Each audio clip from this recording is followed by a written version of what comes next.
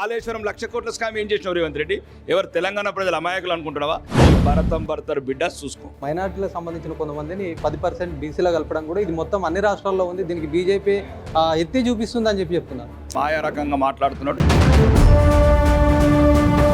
ముఖ్యమంత్రి పదవి ఎప్పుడు ఊడిపోతుందనే భయంలో నుంచి వచ్చిన మాటలు అవి. ఎమ్మెల్సీ ఎన్నికల హడావిడి అయితే మొత్తం నిజామాబాద్ జిల్లాలో ఒక హాట్ టాపిక్గా నిలుస్తూ ఉంది. ఎవరికి వారు ప్రచారం సైతం నిర్వహిస్తున్నారు.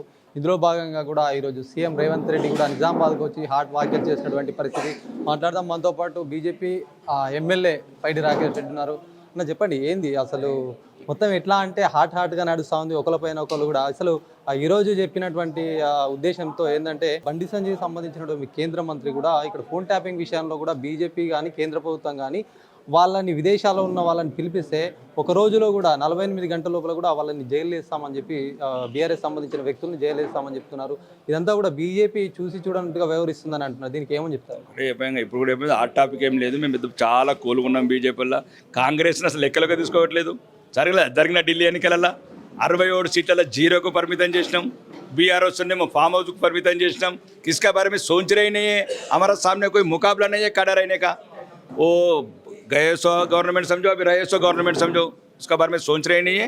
उन्होंने कुछ मतलब बोल रहे हैं जो नरेंद्र रेड्डी जीतेगा तो भी परवाह नहीं है, मतलब नरेंद्र रेड्डी को भी परेशान कर रहे हैं. उन्होंने सब पैसा लेके రేవంత్ రెడ్డి మాటల్లోనే అపజయం తొనికిసలాడుతుంది, నైరాశ్యం కనబడుతుంది.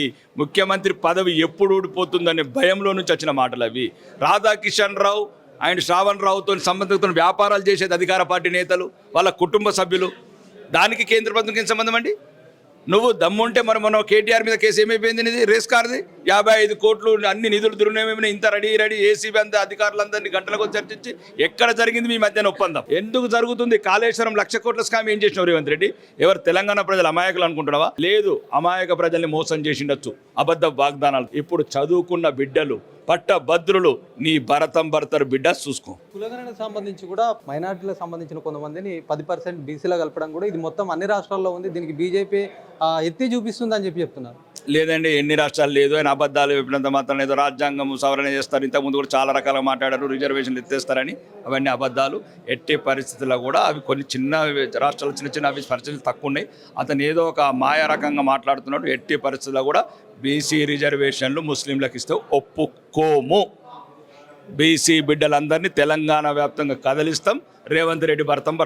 ఎట్లా ఉంది ఎమ్మెల్సీ సంబంధించిన ఇక్కడ మీ బీజేపీ సంబంధించిన అభ్యర్థి ఎట్లా మొత్తానికి ఎట్లా నడుస్తూ ఉంది ప్రచారం? 3వ తారీఖు నాడు అంత ప్రోగ్రామ్స్, విజయోత్సవ ర్యాలీలు అన్ని రెడీ చేసుకున్నాము. పూలు కూడా దొరుకుతలేవు. ఇప్పుడే పూలహారాలు కావచ్చు, టపాసులు కావచ్చు, అవన్నిటికీ రంగం సిద్ధమైపోయింది. కాంగ్రెస్ ప్రభుత్వం చేపట్టిన కులగణనకు సంబంధించి మైనార్టీగా ఉన్నటువంటి ముస్లింలను బీసీలో కలపడం ఎట్టి మాత్రం కూడా బీజేపీ సహించదని చెప్పేసి పైడి రాకేష్ రెడ్డి చెప్తున్నటువంటి పరిస్థితి. కెమెరామెన్ సందీప్తో శ్రీనివాస్, సుమన్ టీవీ, నిజామాబాద్.